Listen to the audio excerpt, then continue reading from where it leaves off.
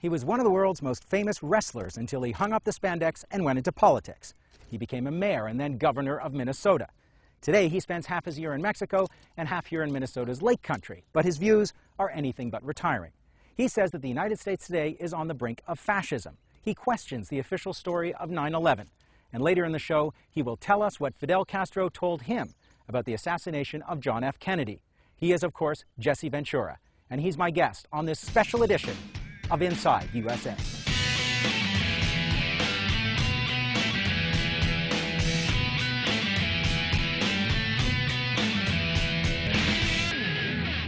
Jesse Ventura leads a pretty contemplative life these days, out of the spotlight's glare. Generally, I'll come out here in the evenings and take at least 20 to 25 casts before or after dinner. Throw another one out there. Which is not to say that he's lost his competitive edge. He pulled a 20-pound fish off this dock. Easily, yeah. I've got my wife got a 45-inch muskie. I got a 42-inch one. She caught a 28-inch walleye and a 29-inch walleye. Does your wife generally beat you and everything? No. She just probably has more time to fish at times than I do. Sounds like an excuse to me. No, it's like anything. If you do it more and do it more often, you're going to have more success than the person that doesn't. I think she's just better. You know, she might be. You know, in fishing, there's no better or worse. It's luck. That's why they call it fishing and not catching. When we sat down to speak to him at his lakeside home, he'd been ruminating all week about going back into politics. It was just 48 hours after the filing deadline for the Minnesota Senate race. I talked to Terry, your wife, when we came in, and she said at an hour and a half before the filing deadline, your motorcycle was out in the garage and your riding clothes were by the door. Yeah. What was going on? Well, I was contemplating going down and filing. And then we talked for another half hour, and then she said to me, "You've always believed in fate and destiny." And I said, "That's correct." And she said then, and we didn't know which way to go. And she said, "Then why don't we flip a coin?" And that's what I did. Right on the floor here, I took a quarter, and I said, "Heads, I'll file, tails, I won't." And I flipped the coin up in the air, and it landed on the floor, and it came up tails. So destiny, it was the flip of a coin ultimately in the end. You really decided on the basis of a flip of a coin? Because if the coin would have come up heads, I'd have gone down and filed. I want to talk about the state of America. Maybe some of the reasons why you were tempted and why it's clearly still a possibility for you to re-enter political life. On page 2 of your book, you say the United States is on the brink of fascism. And that was probably finished almost a year ago. We are. Fascism, by definition, is when corporations team up with organized religion and control the government. Do I have to say anything more? Wouldn't you say that we're on the brink if we're not there? It seems that corporate America, I don't believe that our military fights for the people anymore. I believe the military of the United States is now the strong arm of the corporate America.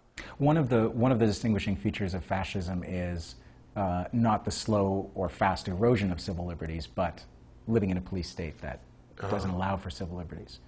As a small L libertarian, you hold that to be one of the highest values in American life. And where are we heading? Well, with the Patriot Act, we're having, I mean, last week the Democrats, who are supposedly opposite the Republicans, I don't believe that. I think it's like pro wrestling.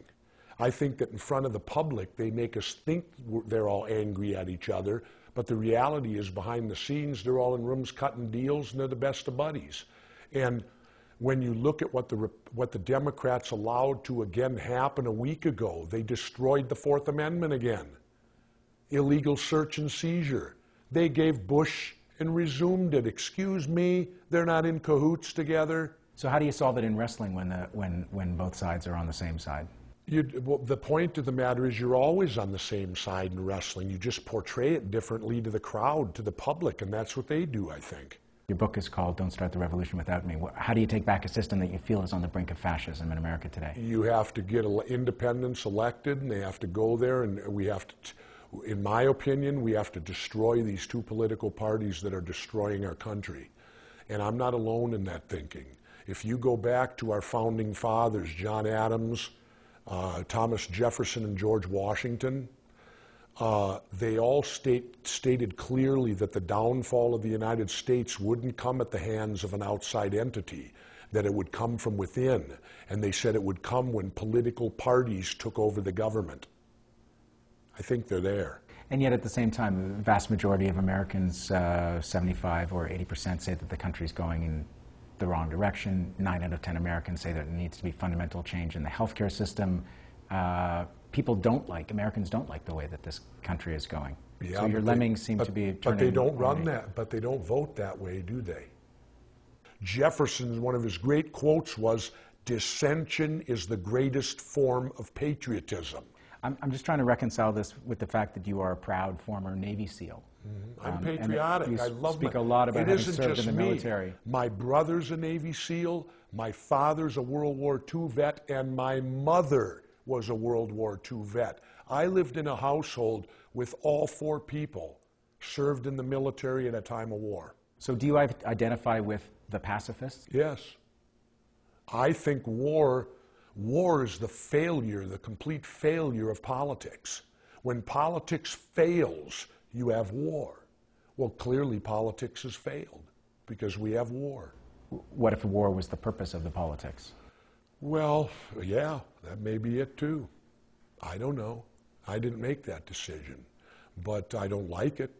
And I don't like the fact that our country, it's destroying our economy.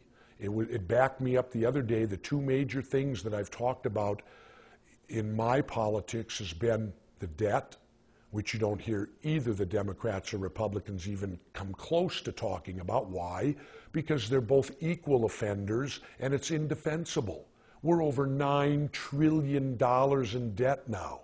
Well, I think, sorry, to be fair, I think the Democrats are talking about restoring a sense of balance in the country's finances. Whether or not they're sincere is another question. Oh, no, they're not.